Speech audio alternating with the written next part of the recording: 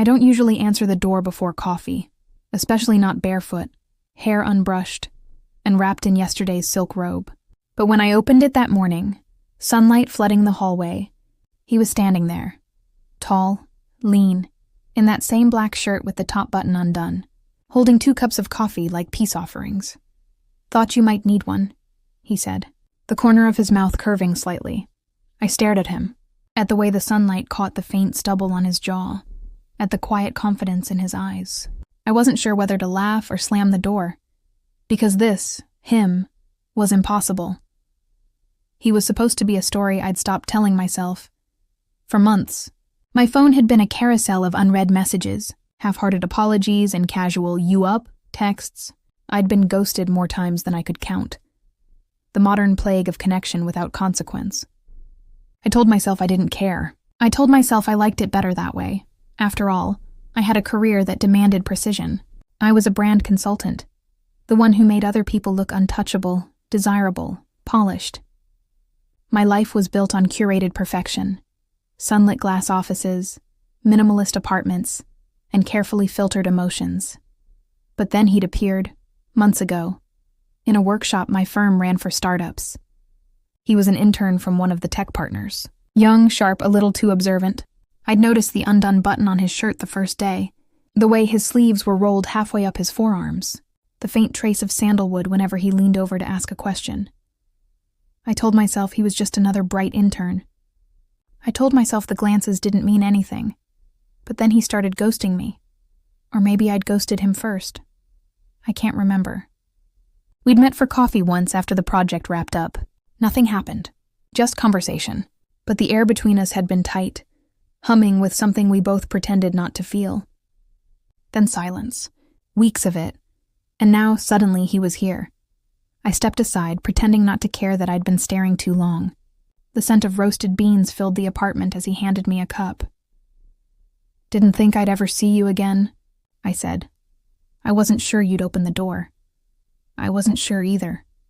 He smiled, that small, knowing smile, and sat at the edge of the counter like he belonged there. The sunlight caught the sheen of his hair. Outside, the city hummed with weekday energy, horns, footsteps, the metallic clang of construction. Everything felt too bright, too awake. "So," I asked, trying to sound detached, "why coffee?" "Why now?" "Because I owed you one," he said simply. "And because I wanted to see if you'd still look at me the same way." I almost dropped my cup. "What way is that?" "Like you're trying not to want something." I laughed, sharp, defensive, and took a long sip. "You're too young to say things like that." "I don't think age has anything to do with noticing things," he said. There it was again. The calm, quiet confidence that made me forget how young he really was. He didn't fidget or fill silence with noise. He just looked at me, steady and unflinching, and I hated how much I liked it. The rest of the morning blurred into sunlight and conversation. We talked about his job, my clients, the city's strange rhythm. He asked questions no one ever asked me. Not about work, but about me. What made me stay in this apartment. Why I always wore white, whether I ever switched off my phone. Every answer felt like a confession. Every pause felt like temptation. When he laughed, his eyes crinkled slightly at the corners. When I looked away, I could feel his gaze on me. Not heavy or possessive, but curious, alive. At one point, he reached to take the cup from my hand, his fingers brushing mine. It was nothing, barely contact, but it sent a warmth spiraling up my arm. I stepped back too quickly, bumping into the kitchen counter. He noticed? "Still trying not to want something?" he murmured, half teasing, half serious. I turned toward the window, the sunlight almost blinding now. "You should go," I said softly. "I know." But he didn't move. Outside, the city was loud and alive, cars gleaming in motion, people crossing sunlit streets with purpose. Inside, time felt suspended, the air thick with something unspoken. I could feel him watching me, the quiet patience, the unhurried steadiness that disarmed me completely.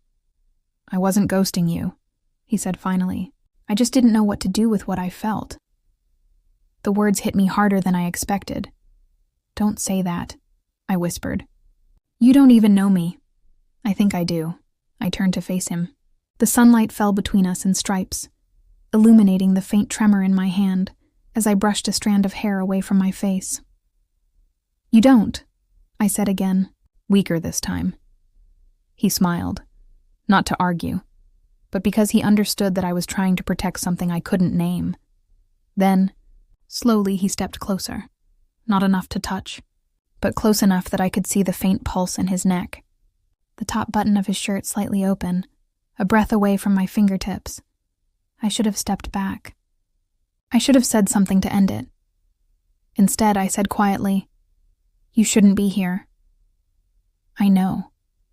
But you are." "I am." Silence, the kind that stretches, bends, and finally breaks you. He reached for my empty cup, fingers brushing mine again, this time deliberate. The sunlight flared between us, bright and merciless. I could hear my own heartbeat, could smell the faint trace of his cologne, sandalwood and warmth. "Tell me to leave," he said. I opened my mouth. Nothing came out. "Or," he added, his voice low, "tell me to stay." The words hung there, suspended between us like heat. My throat felt tight. My pulse stuttered.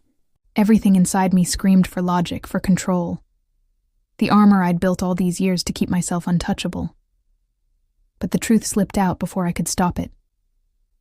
"Stay." It was barely a whisper. But it shattered something. He didn't move closer. He didn't need to. The decision was already made, unspoken, irreversible. The sunlight reached higher, stretching across the floor, tracing the space between us in gold. And just like that, I knew we'd crossed a line we could never uncross. He stayed. That single decision, quiet, unspoken, shifted something fundamental in me. My apartment, once sterile and perfectly curated, suddenly felt too small, too intimate. The sunlight pouring through the wide glass windows illuminated every flaw, every trace of something real.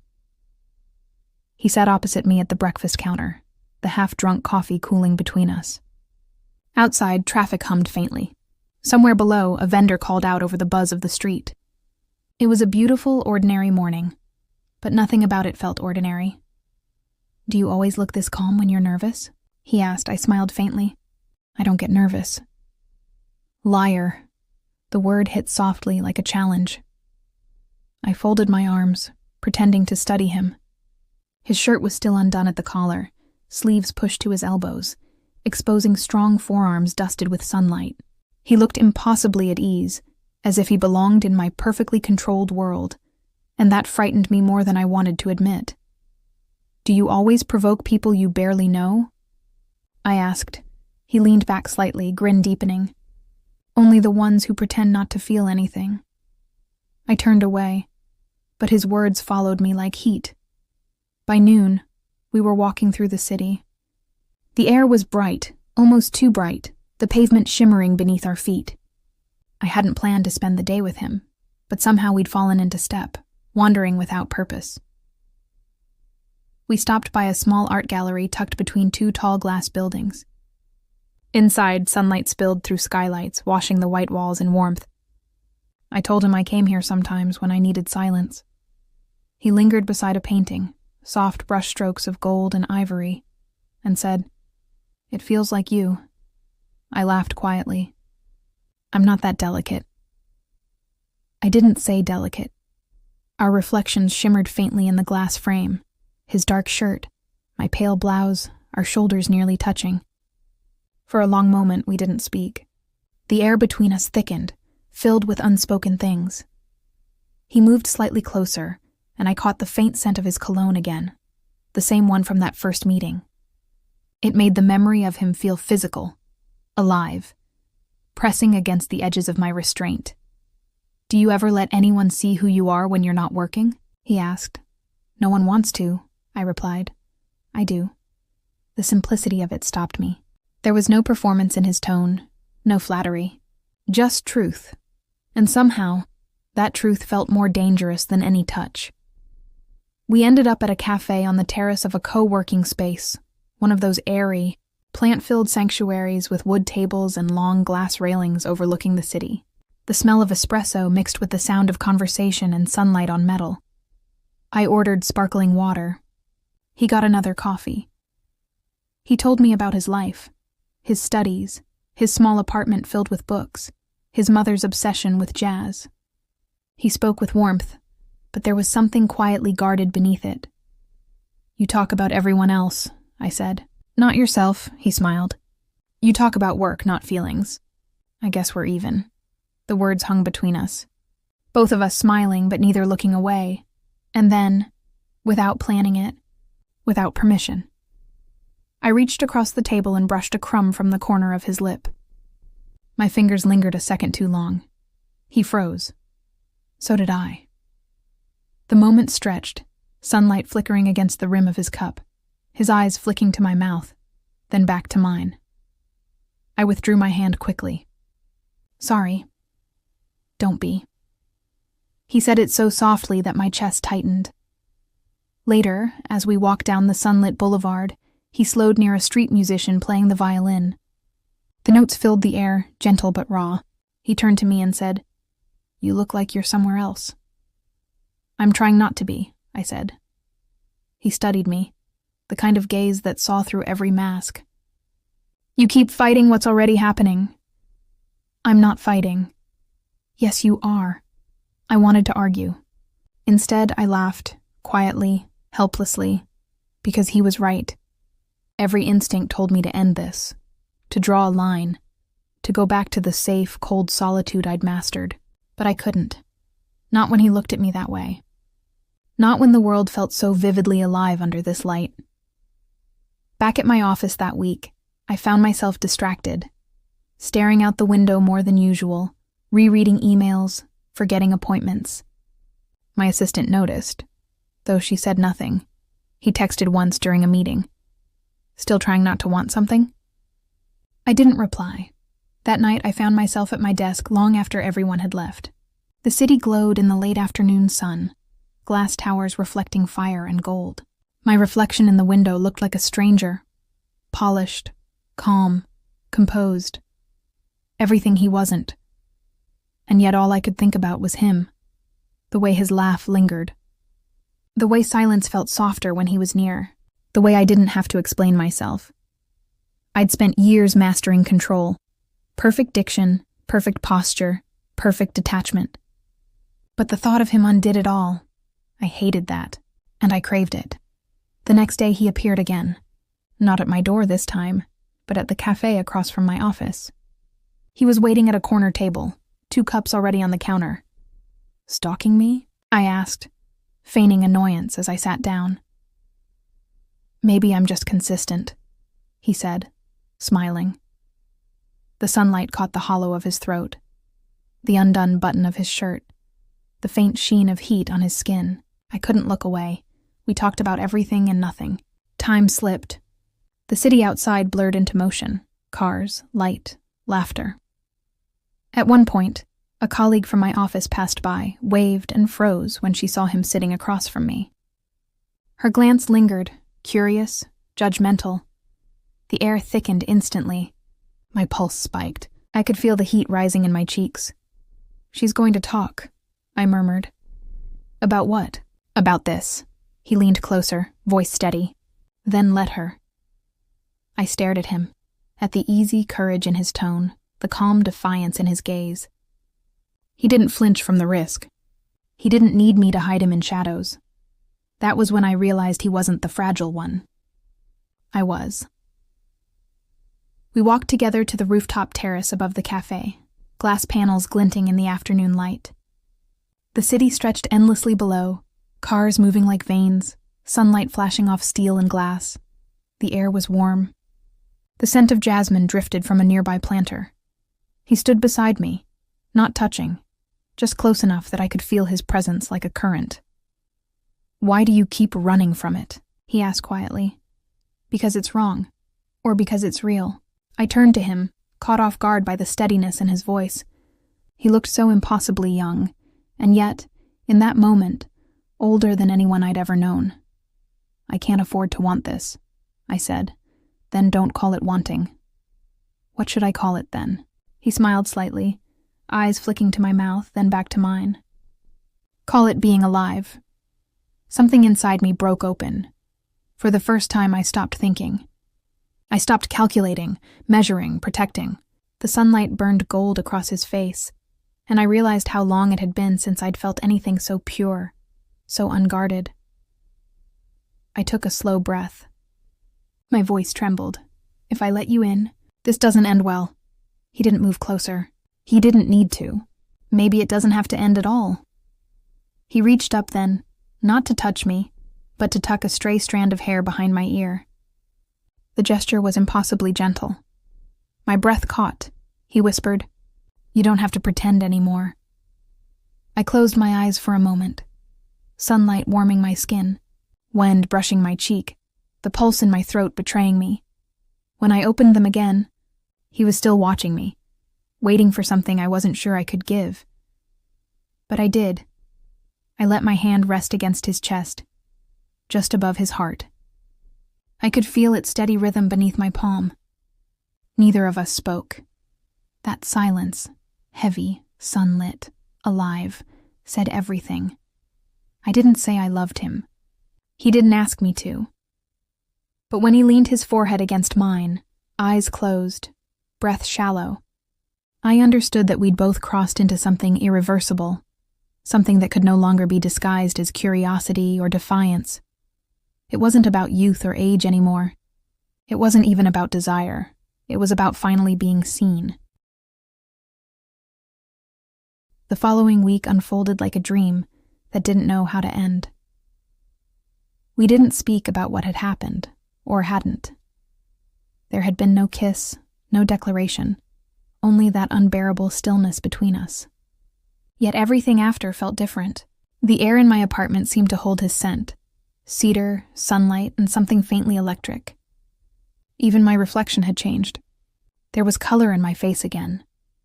But daylight, for all its beauty, has a way of revealing what we try to keep hidden. It started with whispers, neighbors noticing him on my balcony, my colleagues asking if I was seeing someone younger.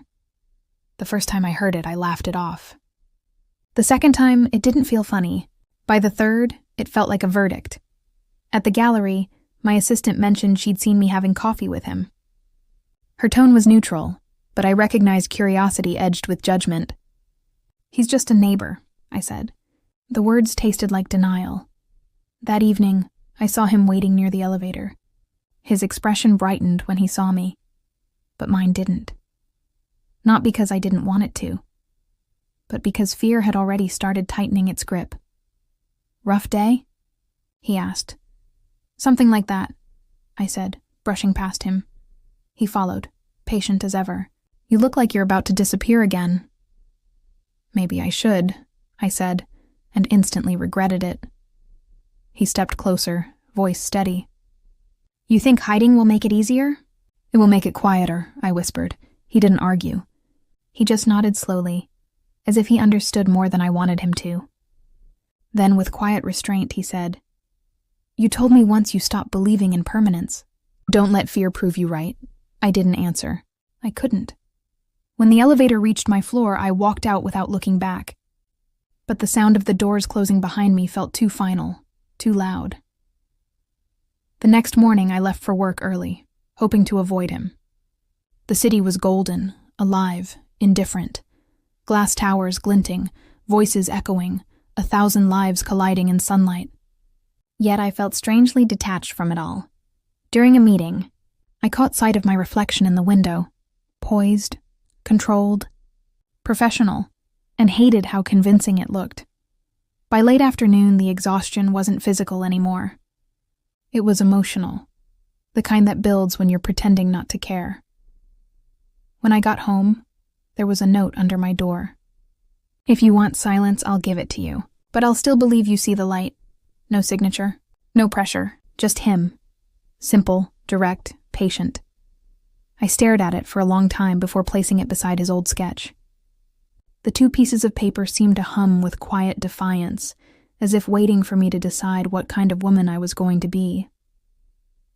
The next day, I found out one of my clients had withdrawn from a deal. Apparently, someone had hinted that I was distracted lately. The gossip had reached places it didn't belong. Professional lines blurred easily in my world, and age gap rumors were a convenient weapon. I wanted to be angry, at the whispers, at him, at myself. But beneath the noise there was something purer, something that refused to be shamed. The way he made me feel alive. That afternoon, as sunlight streamed through my office window, I made a decision. I grabbed my phone and texted him, rooftop, 5 p.m. His reply came seconds later. I'll bring coffee. When I reached the terrace, he was already there, sitting on the ledge, 2 cups beside him. The city below shimmered in late afternoon gold. You look like someone who's decided something, he said. I have, I said, taking the cup. I'm tired of living like everything I want is a mistake. He smiled faintly, eyes steady. That sounds like a beginning. Or an ending, I said. He studied me quietly, then nodded.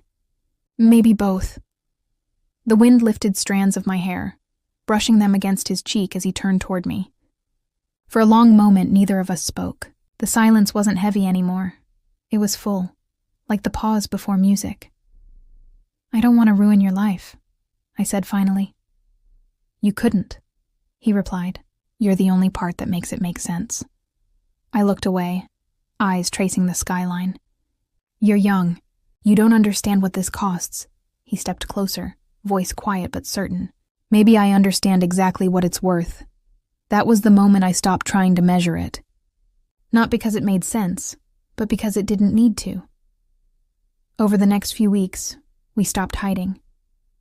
We didn't make announcements or explanations. We just existed in the open.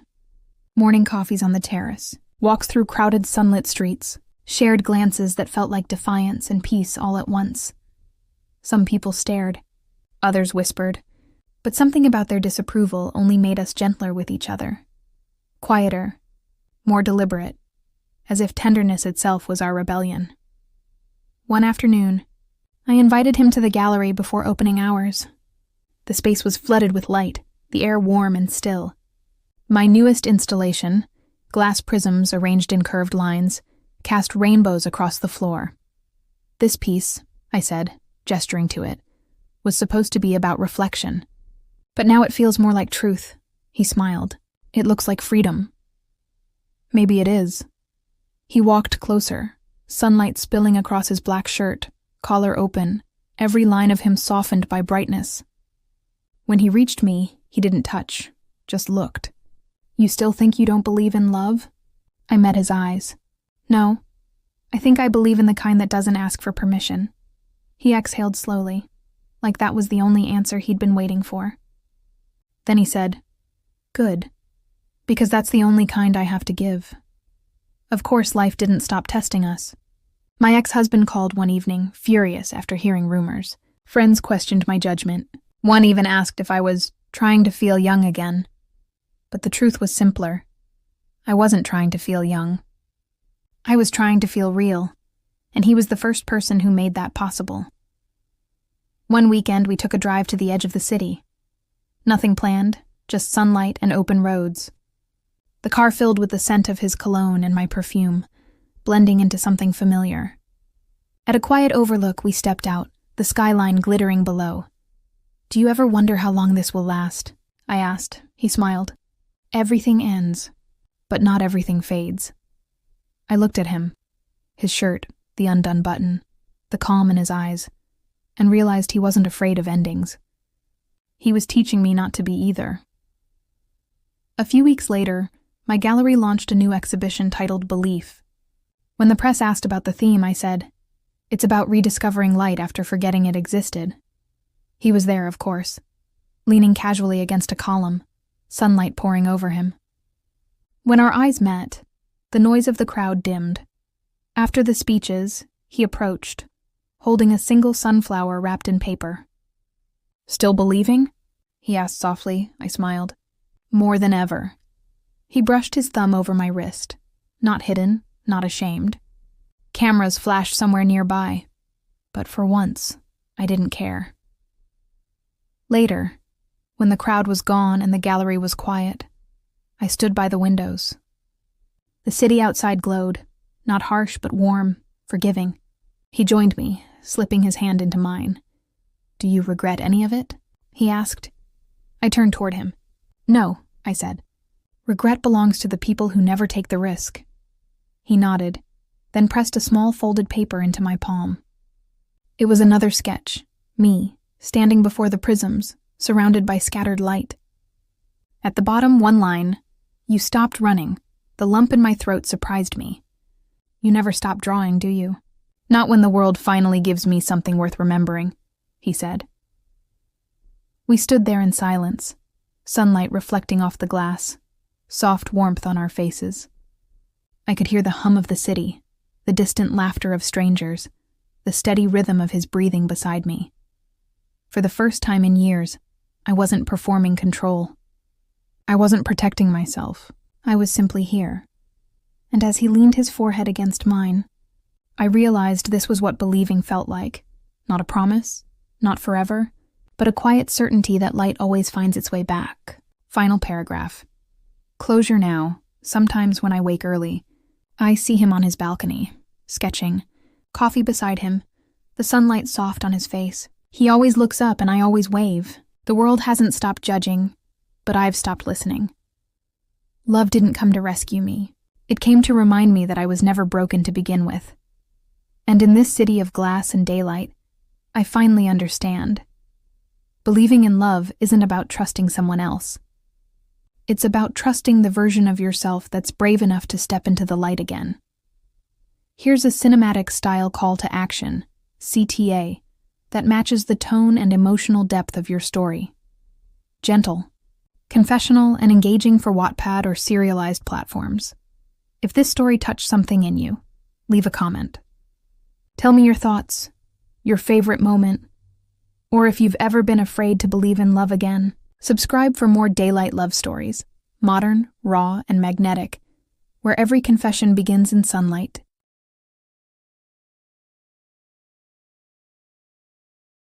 The city felt different after that day. Too bright, too loud, too aware. Every sound seemed to echo with his voice, every passing face reminding me of something I'd crossed and couldn't return from. We hadn't labeled anything. There were no promises, no declarations, but the truth lived between us now, quietly undeniable. For a while, it felt effortless, morning coffees, stolen hours between meetings, the soft thrill of knowing he existed in my world. But control doesn't vanish that easily. It waits, patient, coiled, ready to reassert itself the moment you let your guard down. And it did. The first crack came at a lunch meeting, the kind with too many executives and too much glass. He walked in with a team from the partner firm, all sharp suits and polite smiles. I hadn't known he'd be there. Our eyes met across the sunlit conference table, that small, silent recognition that felt like a secret in motion. No one else noticed, but my pulse betrayed me. After the meeting, one of my colleagues leaned in, her tone sweet but edged. "That intern seems quite fond of you." It wasn't a question. I smiled smoothly, the way women like me are trained to, calm, dismissive, unshaken. But inside, something faltered. The world outside my private orbit had begun to take notice. Later, in my office, I stared at my reflection in the glass wall. Tailored white blouse, perfect posture, every line composed. But behind it I could see him. The memory of sunlight on his skin, the sound of his laugh. Everything real existed outside this reflection. And for the first time, I didn't know which world I belonged to anymore. That evening, he texted, "You looked right through me today." I typed, deleted, and retyped 3 different replies before sending. We were at work. His answer came almost instantly. "So that's what I am now, an inconvenience to your reputation?" I stared at the words until they blurred. He was right. That wasn't what I meant, but it was exactly what it sounded like. 2 days passed before I saw him again. He was waiting outside my building, leaning against the low concrete wall, sunlight sliding across his black shirt.